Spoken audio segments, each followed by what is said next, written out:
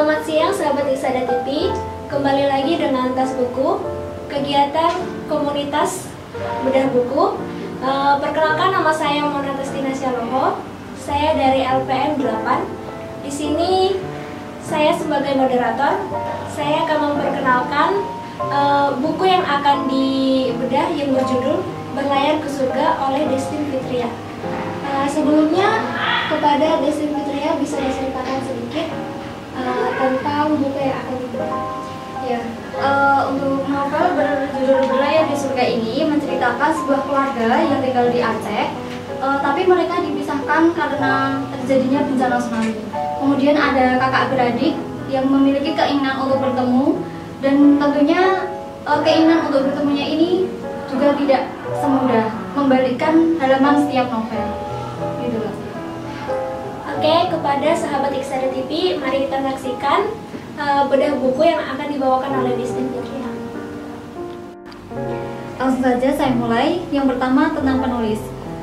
Ramadan Sulawesi Hazar lahir di Surabaya dari pasangan Haji Arwan Effendi dan Hajah Juwariah pada 19 April 1990.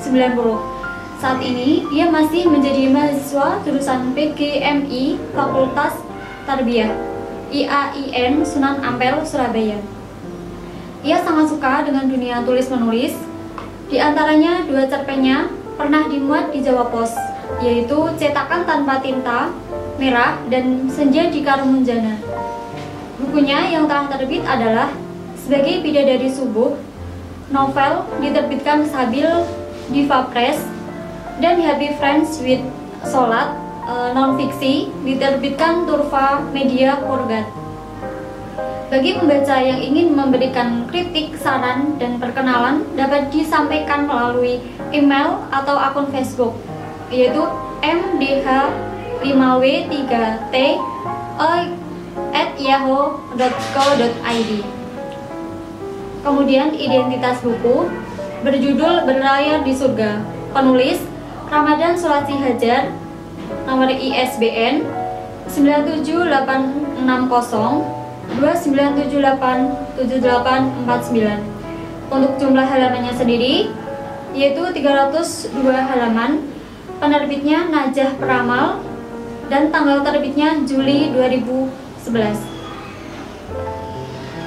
Kemudian sinopsisnya, novel ini mengangkat tema keluarga tentang kakak adik yang terpisah bencana tsunami dan segala keyakinan mereka mencoba bertemu. Namun tentu saja usaha mereka bertemu ini gak semudah membalikan halaman tiap novel. Di belahan bumi manapun kita berada, langit adalah jendela pertemuan kita dengan semua orang di dunia ini. Langit di jagat raya ini hanya satu, meskipun berlapis-lapis. Oleh karena itu, dimanapun kita berada di langit dapat menghubungkan kita dengan semua orang, terutama orang yang kita rindukan. Iqbal, lelaki berprestasi, mahasiswa ITB jurusan Teknik Nuklir yang menerima beasiswa penuh di sana. Tapi dengan berat hati, dia harus rela cuti dari kuliahnya selama 1 semester untuk kembali ke kampung halamannya di Aceh. Sudah sejak ayah dan adiknya ternyata hilang, karena kabar inilah secercah harapan muncul di hati Iqbal.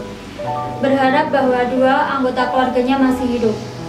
Berkelana di Aceh dengan uang pas-pasan membuat Iqbal harus jatuh bangun. Itulah keyakinan Iqbal yang terus saja mencari adiknya Sukma yang menurut kabar masih hidup saat ayah dan ibunya hilang ditelan gelombang tsunami. Sukma salah satunya orang yang dirindu dan dicarinya Iqbal.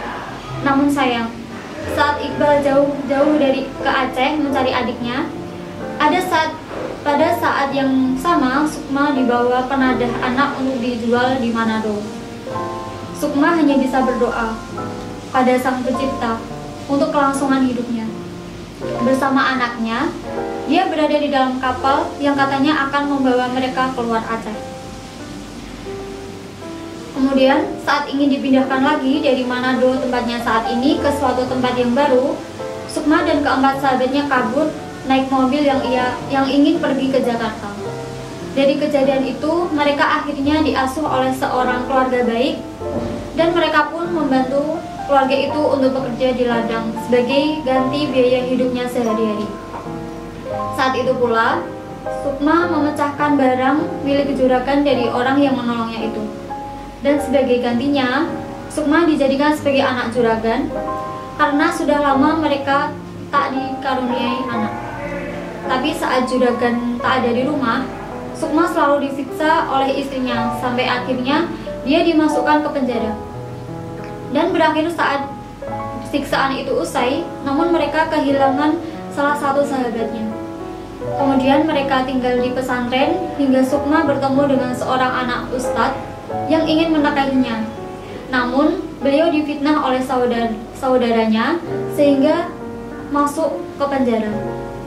Kemudian Sukma juga sempat dijodohkan oleh kakak dari teman sekolahnya lain yang berkunjung di pesantren itu. Dia adalah Kak Iqbal, kakak kandung Sukma sendiri yang sudah bertahun-tahun terpisahkan. Keduanya saling merasakan sesuatu yang aneh saat pertama kali bertemu. Namun setelah pertemuan itu, keduanya merasa ragu untuk melanjutkan ke jenjang yang lebih serius. Iqbal merasakan sebuah sakit yang luar biasa hingga membuatnya untuk ke dokter. Ternyata dari pemeriksaan, dokter mendiagnosa Iqbal mengidap HIV/AIDS. Hal ini membuat batinnya tersiksa dan ingin segera bertemu dengan Sukma, adik kandungnya. Namun, ternyata orang yang ingin dinikahinya adalah adik kandungnya sendiri. Dari situlah Iqbal bisa pergi dengan tenang meski hanya bertemu dengan Sukma di detik-detik terakhir nafasnya. Setelah kejadian itu, Sukma tetap mendapat cobaan yang begitu berat. Mulai dari calon suaminya yang dipenjara, meninggal hingga penyakit yang mengharuskannya untuk mengamputasi salah satu kaki Sukma.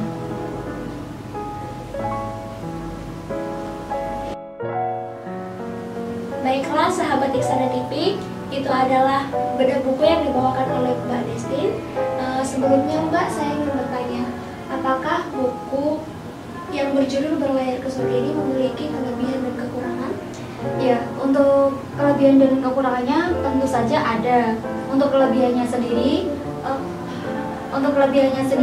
bahasa yang digunakan menggunakan bahasa yang baku dari awal sampai akhir, dan banyak sekali petuah-petuah terutama bagi agama Islam. Nah, kemudian juga di sini di novel ini ada penokohan yang sangat kuat. Kemudian untuk kekurangannya sendiri, tragedi di awal hingga pertengahan ini runtut.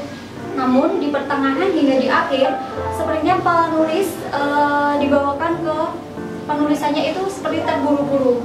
Jadi tragedi di setiap penulisan di pertengahan sampai akhir itu kurang tragedinya, Kak. Bukunya sangat menarik, Mbak.